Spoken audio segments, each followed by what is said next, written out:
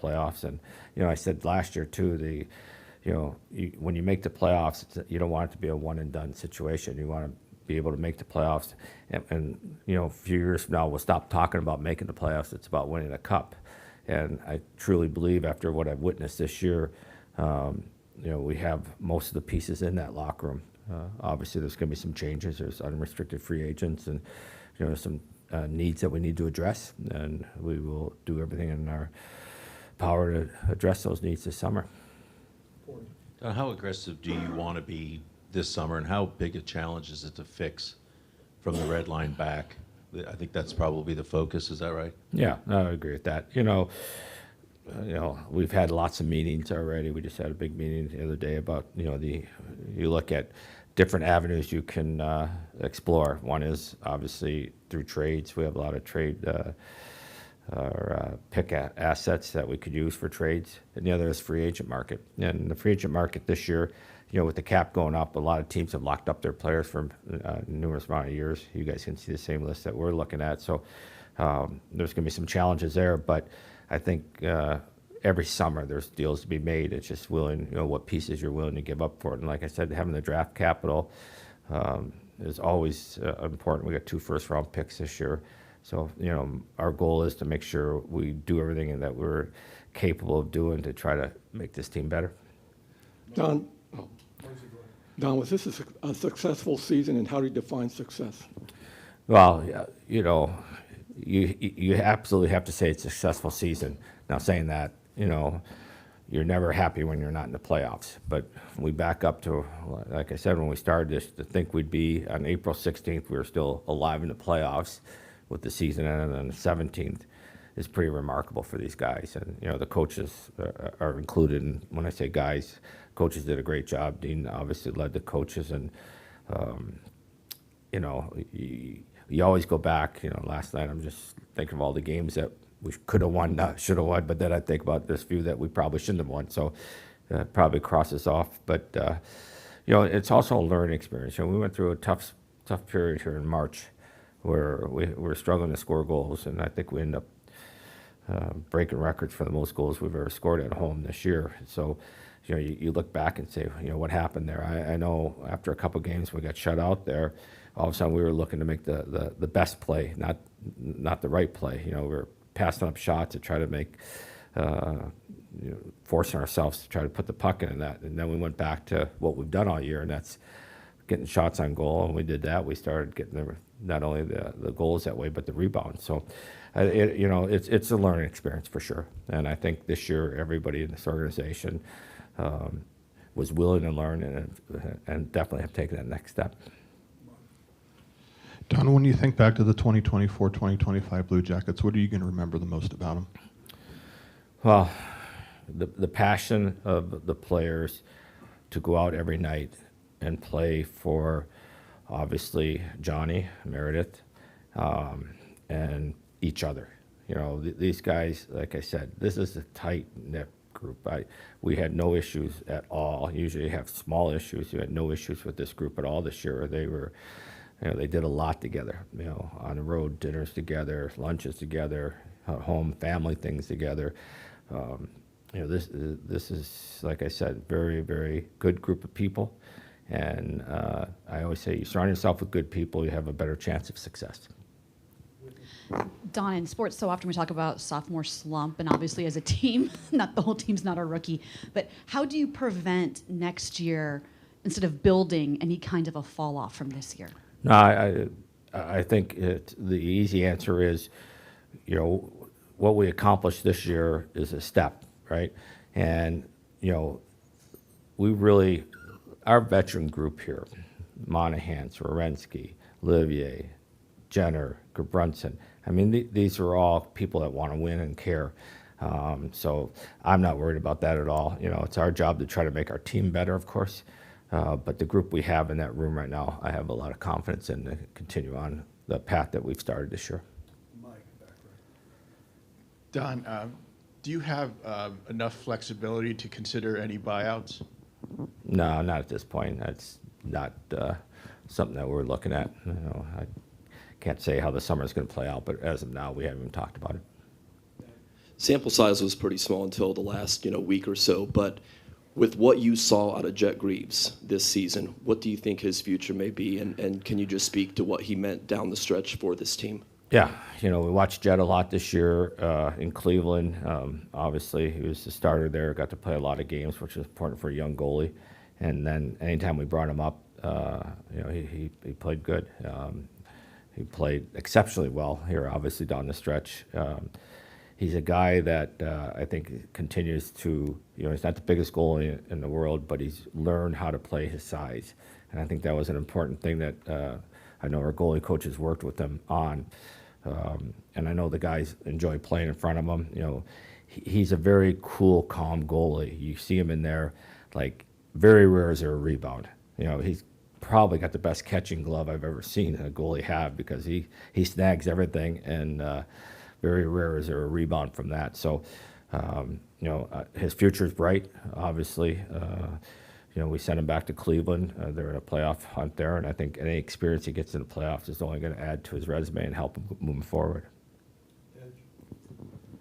As an opposing GM, you get to see all of Zach Werenski's career from the other side of it.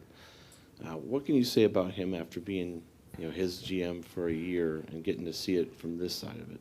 Well, as we know, Zach was a very crucial part of our start of the season, how he took the team and on his shoulders and ran with it. I have previous experience with them with U.S. teams and the junior team where I've seen this before. So, when you're not with the team and you only watch them, when we play them or on TV, you see some good things. But then when you witness it this year, and obviously this is, I believe, his best pro season ever, that he was determined off the start of the year. You could see it in game one, that he was going to be the guy that's going to make this team roll, and certainly he didn't let us down.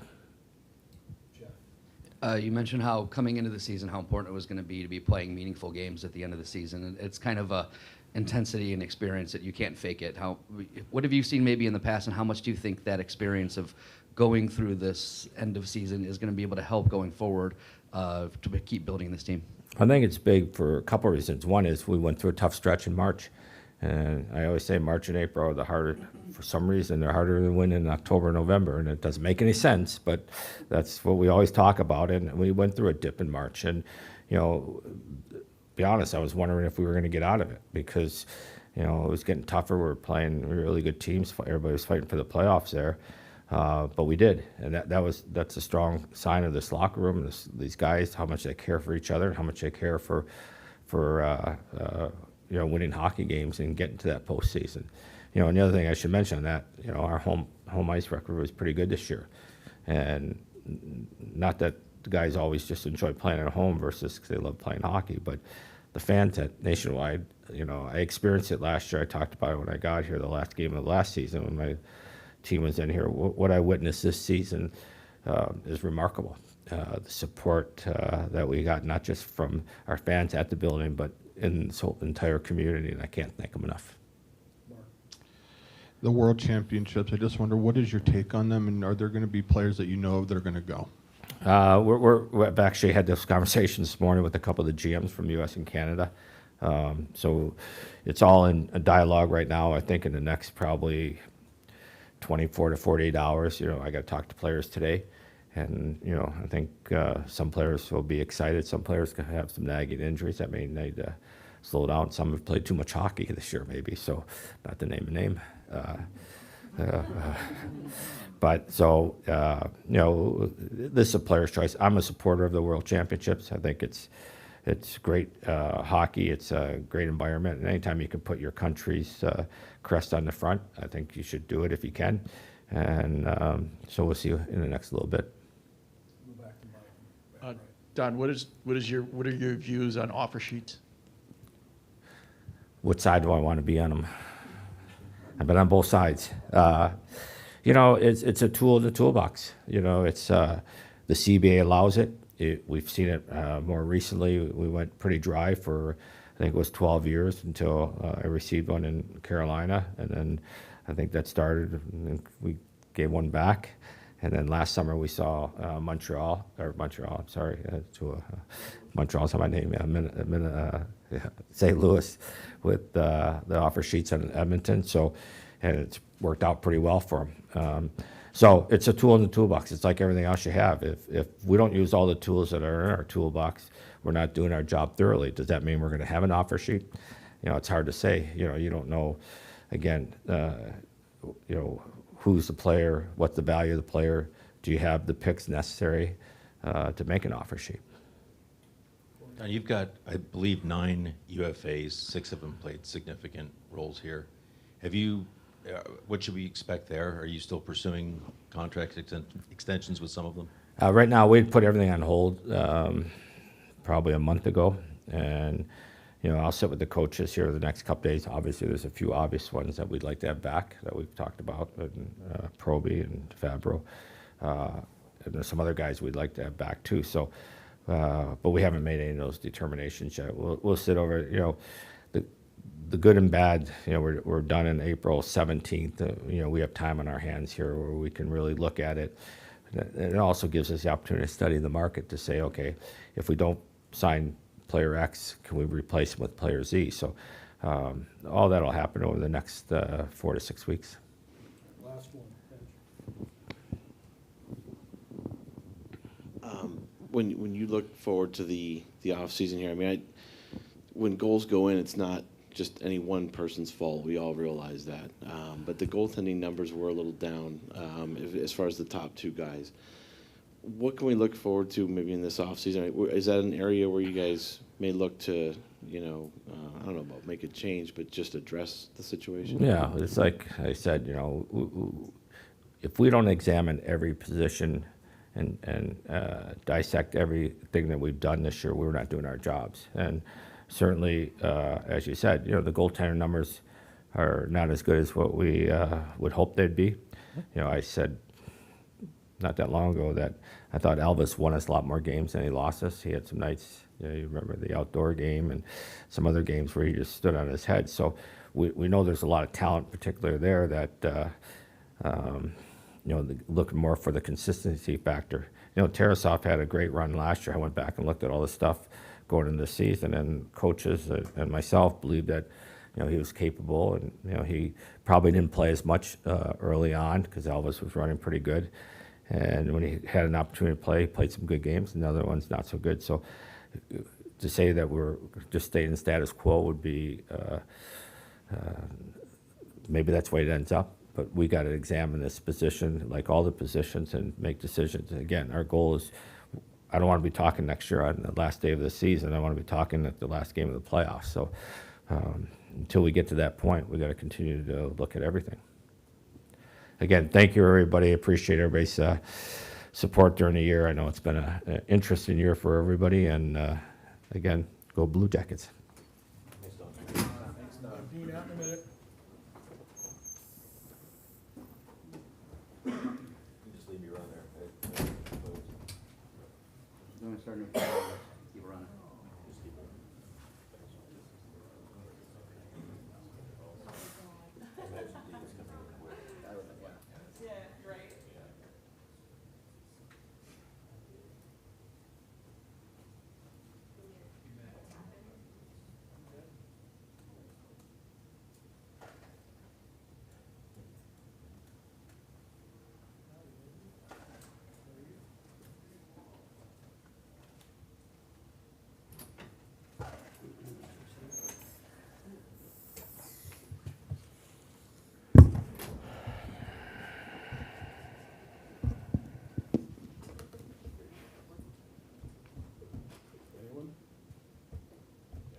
Corey. Dean, I remember talking to you when you got the job last year. You were familiar with some of the guys by reputation, but what have you learned about this group, and how much further along do you think maybe this team is than you could have imagined last summer when you signed your name on the contract?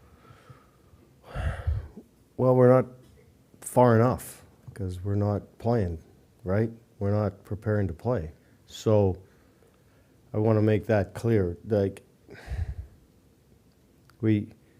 it's, and I know we're going to get some accolades and all that kind of stuff. But end of the day, we're not in the playoffs, right? So that was our first step, is to get in the playoffs. We didn't get there. So are we really happy with the foundation that we're continuing to build on here this year? Sure. But it's still extremely frustrating because we had a stretch where we didn't do what we did in the last 6 hockey games in order to put ourselves in a spot to be playing in the playoffs. So, you know, as positive, and I think you guys know, like our coaching staff, I mean, we're extremely positive, but there's some negativity too, that we're not playing tomorrow, or preparing to play in the next few days. So, yeah, are we excited about some things that happened this year and how we handled things? Absolutely, 100%. But end of the day, it's still, you know, a negative feeling right now. What will be the benefit of you having a full off season to kind of implement some of the things that you want to see with your team? Yeah, it's a good question because these, if you want to look as far as we talked about getting consistent in how we want to play, especially last night when our team could have said, nah, let's just play hockey. Let's play some riverboat hockey or whatever the term is that you want to use. We didn't do that. We played how the Columbus Blue Jackets play. So are we going to have to revisit that at training camp and dial it back in? I'm sure we are. And I think I mentioned it last night, post-game, is that we might use that game. And just say, if you can do that in a game that meant zero, then we can start that way. And we have to start that way because, you know, oh, great, we played really well at the end. Well, there's stretches we did not play well that didn't allow us to have enough points to play in the playoffs. So it has to be even more consistent than it was this year. Kind of building off that, you guys' home record is among the best in the entire league, and the road record is among the worst in the entire league. Yeah. Were there any things that you noticed on the road that were any different? What can you guys do next year to get better in that area? Because I think you could really make some ground there. Yeah, well, first off, the road record sucked. Our special teams sucked. 2 areas or 3 areas, I guess. Power play, penalty kill, and playing on the road. Have to get better for us to get more points. Have we identified exactly what we can do on the road? No. Do we have some thoughts? Yes. Will we sit down as a staff and go over it here? You know, because it's fresh, which we will, and try to figure that out. Not try, we will figure it out. We have to figure it out. But yeah, we have to get better in that area, those 3 areas, clearly. You know, we got to keep the puck out of the net more, right? Like we talked about, our scoring's was good this year. We've got to keep the puck out of our net, so our defensive game has to be better as well. Every coach does it differently. What are your exit interviews like? How intense are they? Do players leave here with a clear directive as to what you want the offseason to be, or what kind of shape are they? Once we finish with you, you guys were going to go in as a coaching staff and meet with the team as a whole. I'm not put the guys up on the board and meet every 5 minutes with guys.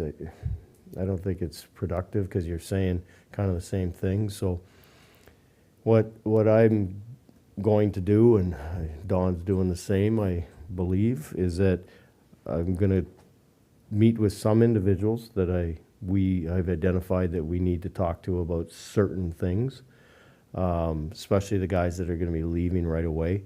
But same as we've done as a coaching staff and I've done as a head coach here and other places is my door is open. They all have my number, and some guys are leaving that I'll talk to. Some guys are staying. That come and talk to me, call me. We'll sit down. I'm here. It'll be open. It's just I don't. You know, you get tired and you're meeting with 35 guys, right? And it's like, yeah, it's repetitive, and it's you don't get to really sit down. So would it be better if I sat down with Boone Jenner in 3 weeks and, you know, we went for lunch or something? Yeah, that's what I'd like to do.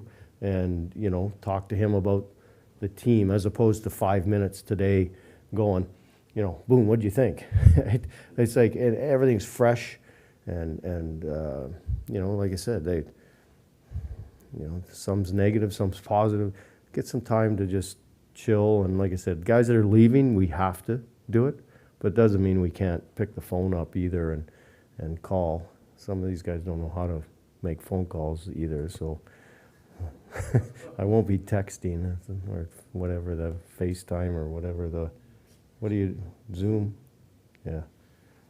Mike in the back right. Dean, what were your thoughts as you were driving to the building today? Oh, that's a good question. First off, I walked. So, yeah, it's, as I walked through the door, it sucked. I'll be honest with you. Yeah, I mean, we were here pretty early, and the guys are still, like, coaches still grinding in the gym, and, you know, but yeah, it sucks that I'm not wearing my tracksuit right now. Do you like the shorts? I asked Don the same question. You guys did make improvement. You said that. You're disappointed. You said that as well. How do you make sure going into next season it's on an upslope and there isn't like a slump or a slide?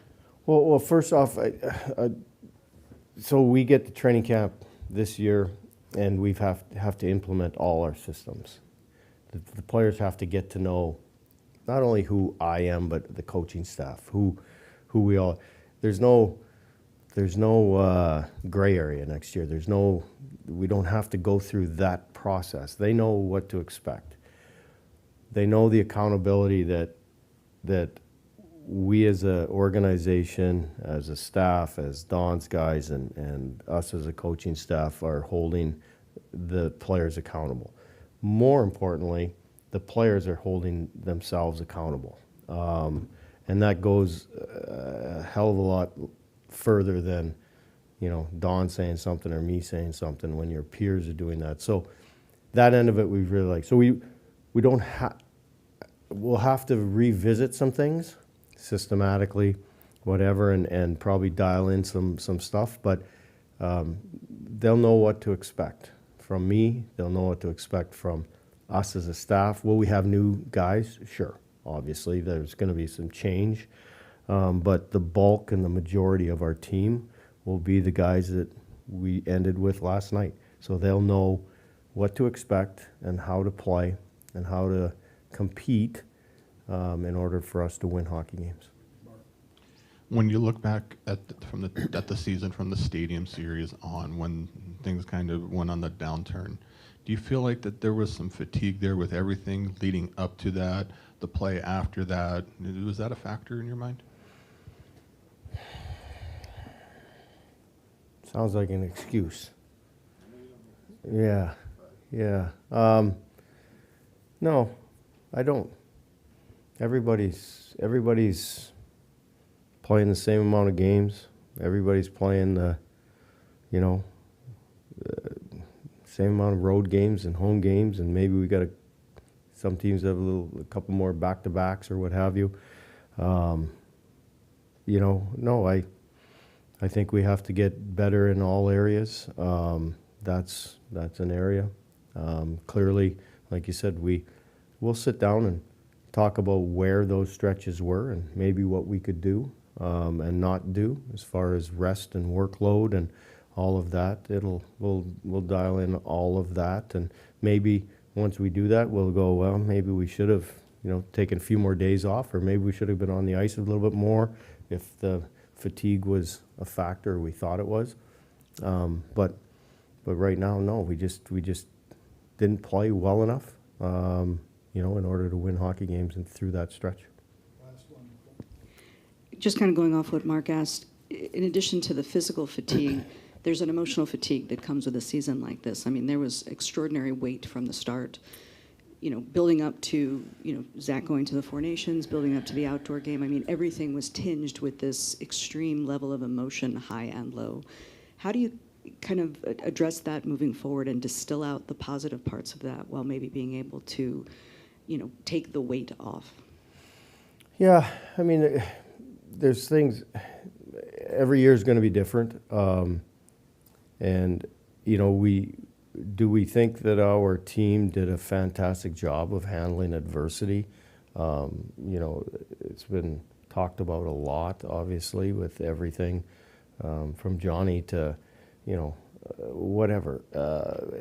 Yeah, sure. Was there some, emotion one way or another? Yeah, but it's our jobs to handle that, which we did. And next year there'll be stuff thrown at us again that, that we're going to have to handle in different situations. And, handle it the same way that we handled the extremely adverse situation. I know that our team will do that. I know that our, as I said, the core in there will be able to handle pretty much anything at this point, right? So certainly not worried about that end, and clearly the less we have to do, the better we're going to be. Wanted to thank you all. Appreciate it all year. Most of your questions sucked, Ports. Hey, you racist.